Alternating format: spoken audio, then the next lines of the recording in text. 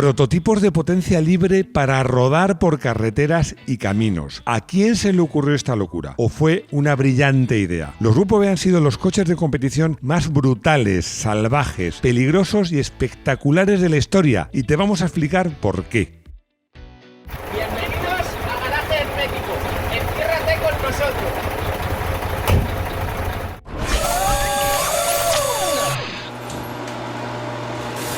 Sois muchos los que me habéis pedido más vídeos del Grupo B y me puse a mirar los vídeos que hemos hecho del Grupo B y hemos hecho nada menos que 9 vídeos que hablen del Grupo B. Bueno, es que incluso hemos comenzado a diseñar nuestro propio Grupo B, que por cierto, ahí no se me olvida, tengo un vídeo pendiente. Y conversando con vosotros en el área de miembros, que siempre recuerdo que tenemos un área de miembros con vídeos exclusivos y con directos y que bueno, ahí charlamos un montón, uno de vosotros me dijo algo que me dio que pensar, me dijo: Máximo, es que has hecho muchos vídeos de Grupo B, pero te falta uno. Te falta explicar cómo fue posible que se aprobara un reglamento semejante, cómo fue posible que en apenas un año los coches pasasen a ser prototipos y más que duplicasen su potencia. Pero si era una auténtica locura, ¿cómo pudo ser posible? Y este socio me añadía una cosa más, me decía que fuera un guión y un vídeo hecho con el corazón y para amigos. Bueno, yo los hago todos con el corazón y para amigos, pero no voy a tirar el guión como hice con el Fórmula 1 porque luego hay muchos datos y lo voy a echar de menos, pero sí que digo que lo voy a intentar porque me apasionan los Grupo B y porque, como siempre, este socio y todos vosotros tenéis razón. Es verdad, hemos hecho muchos vídeos del Grupo B, pero no hemos contado esta historia, hasta ahora no la habíamos contado. La era pre-Grupo B. A ver, no nos engañemos, que los Grupo B eran súper bestias, brutales, lo que queráis, pero los anteriores, sus antecesores, los Grupo 4, no eran precisamente hermanitas de la caridad. Yo os he traído, os voy a nombrar solo los ganadores, porque hay otros muchos, solo los ganadores de algún mundial de rallies en los mundiales de rallies previos al Grupo B. ¿Qué han sido? Han sido el Alpine A110. Por supuesto, el Lancia Stratos, que ganó 3 años. El Fiat 131 Abarth. El Ford Escort RS 1800. Y por último, un coche peculiar del que haremos algún comentario, que es el Talbot Sunbeam Lotus. Vamos a ver lo listos que sois. Que sois muy listos, ¿no? Decidme 3 cosas en común de este listado de 5 coches que os he dicho. Solo 3 cosas en común. Además, os doy tiempo para que lo penséis.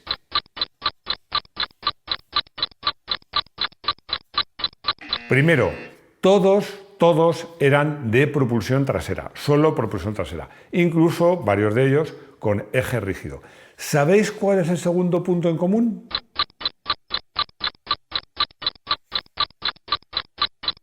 Pues el segundo punto en común es que todos ellos son derivados de modelos fabricados en serie, de modelos de calle, aunque sean muy minoritarios, como era el caso del Alpine o del Lancia.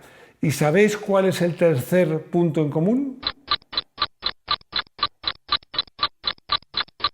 Pues el tercero, y no menos importante, es que ninguno de estos coches llegaba a los 300 caballos. Bueno, algunos se quedaban relativamente lejos.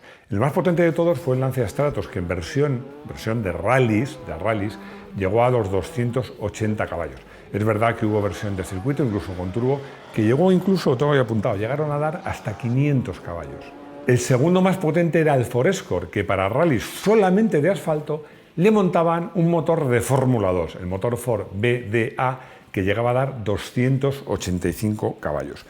El siguiente más potente era el Talbot Sunbeam Lotus, que se le llamó el campeón inesperado, porque es verdad que nadie esperaba que ganase ese mundial. Bueno, este coche tenía un motor de 2,2 litros y llegaba a 240 caballos, un poquito más que los Fiat 131 Abarth, que anunciaban 235, que a su vez daban bastantes más que los Alpine, que las mejores versiones anunciaban en el entorno de los 220 caballos. Pero todos estos coches, siendo muy potentes y difíciles de pilotar y con carácter, tenían una cuarta cosa en común, que a pesar de todo eran coches humanos. Y los Grupo B eran verdaderamente coches inhumanos. 1982. Evolución, no, revolución. ¿Cuál fue el mayor cambio de este reglamento del Grupo B? Pues facilísimo. La clave de todo era que por primera vez en la historia de los rallies, se permitía correr coches que eran prototipos de carreras diseñados específicamente para la competición. Hasta ese momento se había hecho una cosa, que era que los coches destinados a la competición de velocidad, de velocidad y resistencia, pero en circuito, eran prototipos o coches diseñados específicamente para la competición, como es el caso, obviamente, de la Fórmula 1, de la Fórmula 2, de la Fórmula 3, pero incluso de los biplazas del Campeonato del Mundo de Velocidad o de Resistencia. Es cierto, me diréis, pero ¿en circuitos también corren coches derivados de serie? Pues sí, son, entre comillas, categorías inferiores. En el Mundial de Turismo, los campeonatos de GTs. Pero, de siempre, en circuitos, las categorías máximas han sido con coches diseñados específicamente para la competición. Pero para los rallies no. Para los rallies y para todas las pruebas que se disputaban sobre caminos o carreteras que generalmente estaban abiertos al tráfico, siempre se había corrido con coches derivados de coches matriculables. Muy exclusivos, sí, muy exclusivos, como un Alpine, un Stratos o los Porsche 911, más o menos preparados, más bien más que menos, pero siempre el rasgo común era que eran coches de turismo o coches de calle preparados. Y eso, con el Grupo B, se fue a tomar por culo, se va a tomar por saco. Y por primera vez se podía correr rallies con coches que eran prototipos diseñados específicamente para la competición. Y algunos me diréis, pero si hay grupos B de calle. Sí, porque hacía falta un número mínimo de 200, pero aquí es donde cambia el paradigma. Es decir, antes del Grupo B eran coches que se fabricaban en serie, matriculables, que se preparaban para rallies, y con el Grupo B eran coches que se diseñaban como coches de competición para correr en rallies y después había que hacer, para homologarlos, versiones de calle. Cambiaba completamente la historia. Los ingenieros, un peligro. Si tú dejas manos libres a un ingeniero para diseñar lo que le venga en gana con cualquier objetivo, pues menudo peligro, estás perdido. Y esto es lo que pasó con el Grupo B, que era un reglamento muy poco restrictivo y que dejaba mucho campo abierto a los ingenieros. En el Grupo B el reglamento era relativamente laxo. Las normas de seguridad no eran especialmente exigentes. Los pesos mínimos eran bastante bajos. No había restricciones ni de cilindrada ni de potencia. Podías usar turbo o compresor, o dos turbos, o dos compresores, o turbo y compresor, lo que quisieras. No había bridas. Los chasis eran tubulares, pero tubulares que tenían tubos de aluminio, de titanio, de cualquier tipo. Además, se podía usar la fibra de carbono, los cristales eran de plástico, la aerodinámica era prácticamente libre. Se podía decir que el reglamento del Grupo B, por decirlo fácilmente o de una manera muy llana, se resumía en dos palabras: vale todo. Pero es que eso no fue todo. Es que en esta historia hay otro culpable. Un coche nacido como Grupo 4, reconvertido en Grupo B y que nació en 1980. Que imagino que sabéis cuál es. ¿Sabéis cuál es? Todo el mundo lo sabe, Max. El Audi 4, obvio. Efectivamente, el Audi 4. Pero bueno, ya que sois tan listos, y lo digo tan listo, voy a hacer otra pregunta. ¿Qué novedades aportaba el Audi 4 en ese momento al mundo de los rallies? A ver, subamos el nivel de las preguntas, están muy fáciles. La tracción total y el turbo, hombre. Es verdad, voy a tener que subir el nivel de las preguntas, tienes razón. Pero bueno, ¿eso a dónde nos lleva? Nos lleva al siguiente apartado. La tormenta perfecta. Pues sí, nos lleva a la tormenta perfecta. Porque vamos a ver, por un lado se junta un reglamento muy permisivo. Se junta la aparición de auténticos prototipos de rallies. Se junta la llegada del turbo. Se junta, que ya sabéis que ya se usaba antes, estaba en ese momento en la Fórmula 1, con éxito. Y se junta la llegada de la tracción total. ¿Qué más podía salir mal? Pues es algo que no es que saliese mal, es que el problema fue justo el contrario, que salió demasiado bien y que fue el enorme éxito que tuvo el Grupo B y los rallies en esta época y la masiva presencia de público en las pruebas. Bueno, seguro que todos tenéis en mente, y si no lo tenéis, Rodrigo se está encargando de que lo veáis, por si os ha olvidado, esos coches del Grupo B brutales corriendo entre auténticos pasillos de público, muros de público. Yo soy muy honesto cuando os digo que me sorprende que no pasasen más cosas. ¿Quién fue el listo? Este reglamento, que dio lugar a coches inolvidables y para mí probablemente a la edad de oro pues de los rallies, era una locura. Y vamos a ver, ¿a quién se le ocurren las locuras? Bueno, esta pregunta sí que es fácil. A nosotros, los locos. A los locos. Bien, pregunta acertada. Las locuras se les ocurren a los locos. Vamos bien. Pero ahora llega la segunda pregunta, que esta yo creo que es más fácil todavía. ¿Cuál ha sido el presidente de la Federación Internacional del Automóvil más loco de todos los que ha habido? Loco y delincuente. Jean-Marie Balestre. Esa sí que es fácil. Jean-Marie Balestre, sin duda el más loco de todos. Al señor Balestre, mientras hacía y deshacía en la Fórmula 1, se peleaba, entre otros con Ayrton Senna, se peleaba mucho con Bernie Ecclestone, pues echó una mirada al mundo de los rallies. Y claro, él echaba de menos los tiempos en que los coches que ganaban eran el Alpine A110, el Lancia Stratos, y no cuando ganaban por los Ford Escort y los Fiat 131, que ojo, a ver, no nos engañemos, es que eran los coches que aquí en España nos pasaba igual, con los SEAT 124 y 1430, que eran los taxis. De hecho, los coches oficiales del equipo SEAT se llamaban los taxis. Claro, él decía, oye, ¿por qué voy a ver las carreras, los rallies, el mundial de rallies y veo correr taxis? Esto no puede ser. Yo, desde luego, estoy de acuerdo con Rodrigo en que un poco delincuente sí que era, que estaba loco, muy loco, pero hay una cosa que, a pesar de que no es santo de mi devoción, tengo clara. A este tío, a Balestre, era un apasionado del motor, eso seguro. Retrato robot de un Grupo B. Hemos hablado de los Grupo B más famosos, de cómo se conducen, de lo cuáles son los más desconocidos, de que realmente, como se ha demostrado después, al final resulta que no eran tan peligrosos. Pero hoy vamos a hacer de policías. Hoy vamos a hacer un retrato robot de cómo es un verdadero Grupo B. Y vamos a empezar a hablar por el bastidor. Como os digo, eran coches que eran prototipos nacidos para la competición y en esa época la inmensa mayoría tenía chasis tubulares, que el tubo, eso sí, a veces eran de aluminio, a veces eran de acero, a veces también utilizaban incluso pues, el magnesio para hacerlos todavía más ligeros. En algunos casos iban reforzados con planchas de aluminio o de fibra de vidrio y a veces con su chasis. Bueno, y en todo el caso, el chasis, el bastidor era muy ligero y las carrocerías o eran de fibra de vidrio, o eran de Kevlar, o también tenían piezas de fibra de carbono. Todo ligerísimo y, por cierto, gran parte de estas cosas que se incendiaban con mucha facilidad. Y, por supuesto, el motor iba en el centro del coche.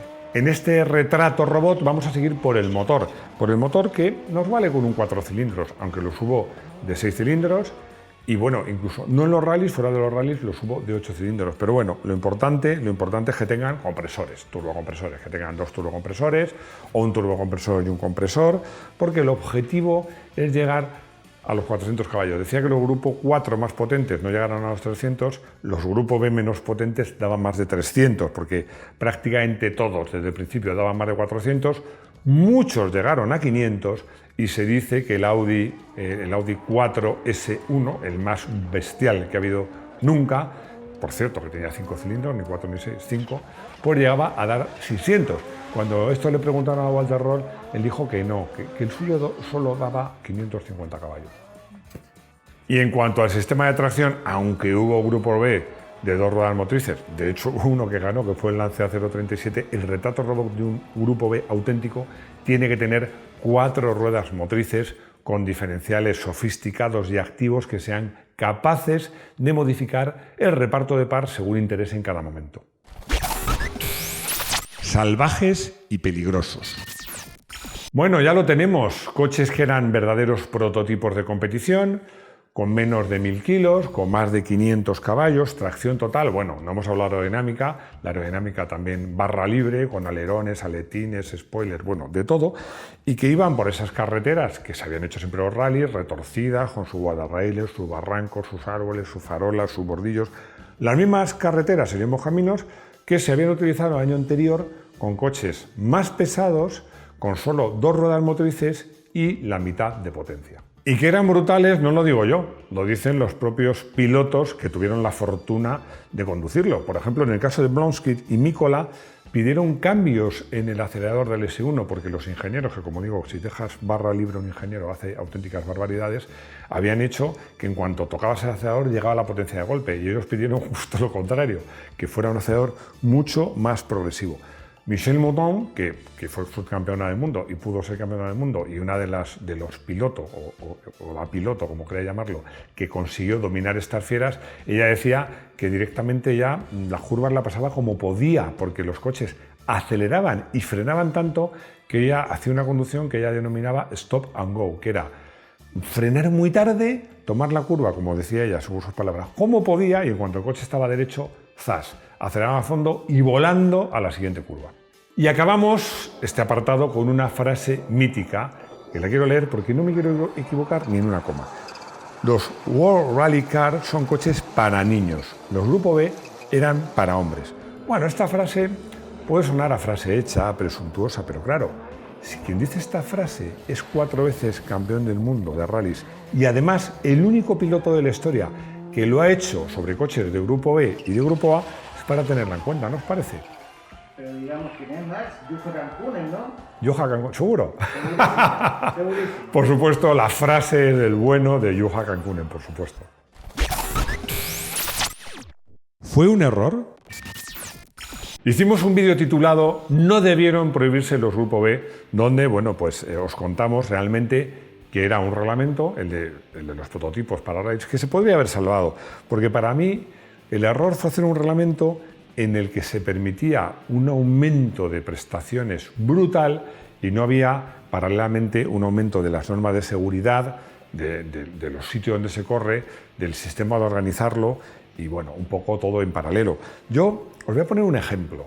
Imaginaos la Fórmula 1 actual, que hay un cambio de reglamento y dicen, bueno chicos, en la Fórmula 1 que está prohibido la tracción total, la permitimos. En la Fórmula 1 que está prohibido el efecto aspiradora del Brabham, la permitimos. Y ahora vamos a hacer que los coches puedan tener el doble de potencia. Imaginaos eso. ¿No creéis que habría que coger y aumentar la medida de seguridad en los coches, aumentar las escapatorias en los circuitos, prever que los accidentes pueden ser más graves? Tiene que ir todo hecho tiene que ir todo desarrollarse a la vez. Y yo creo que el fallo del Grupo B fue eso. ¿Que era una locura? Eso es indudable. Que era una locura está clarísimo. Lo que pasa es que hay algunos que pensamos que fue una bendita locura. Puede que este coche haya sido coche del día en otro vídeo, me da igual. Y porque voy a decir cuál es, que luego dice Rodrigo que lo digo al final. El Audi 4 S1 probablemente no, seguro no fue el mejor Grupo B, el más eficaz. Pero desde luego fue el más brutal, el más potente, el más poderoso y para mí uno de los que simboliza la locura, la bendita locura que fue el Grupo B. En el consultorio Pepa me pregunta si yo creo que es posible que los rallies se pueda volver a correr con prototipos y no con coches derivados de la serie. Bueno, te había respondido que no lo creía, pero luego mirando cómo es el reglamento, la verdad es que los coches que corren ahora es, desde el año 86, lo más parecido que hay a los Grupo B. Realmente se está dejando un poquito de manga ancha, pero yo creo que para mí la clave es que hasta ahora los coches, aunque se cambien por dentro, siguen pareciendo coches normales y yo creo que no tienen que parecer coches normales. Esa es un poco mi filosofía. Pablete me hace una pregunta que tiene su gracia. Me dice si los dos Sebastián, Ogier y Loeb, que qué hubiera pasado si hubieran corrido con Grupo B. Bueno, yo lo tengo clarísimo. Se hubieran hartado a ganar mundiales como lo han hecho, porque son dos pilotos de un nivel excepcional. Lo que pasa es que yo soy de la opinión que les hubiera costado un poquito más. Bueno, El 10º vídeo de Grupo B, espero que os guste, nos hemos dejado la vida, creo que hemos hecho un vídeo con el corazón, que además hemos participado los dos porque nos encantan los Grupo B. Así que nada, ya sabéis, si os gusta no lo decís, si tenéis comentarios los hacéis y suscribíos si no estáis suscritos, que ya va siendo hora. Y nada más, recordaros las 4 cosas de siempre, hacemos vídeos de motos muy chulos en Moto1 Pro y además muchos de motos off-road. Que tenemos una web que va como un tiro, donde ahí tenemos a Luis Alberto contándonos historias muy divertidas, que estamos en todas las redes sociales y que los lunes, yo trabajo los domingos para que los lunes tengáis un podcast por la tarde donde os cuento, si ha habido Fórmula 1, qué ha pasado ese fin de semana. Y nada más, espero veros de nuevo y muy pronto en nuestro garaje hermético. Hasta pronto, me he repetido pero no importa. Hasta pronto.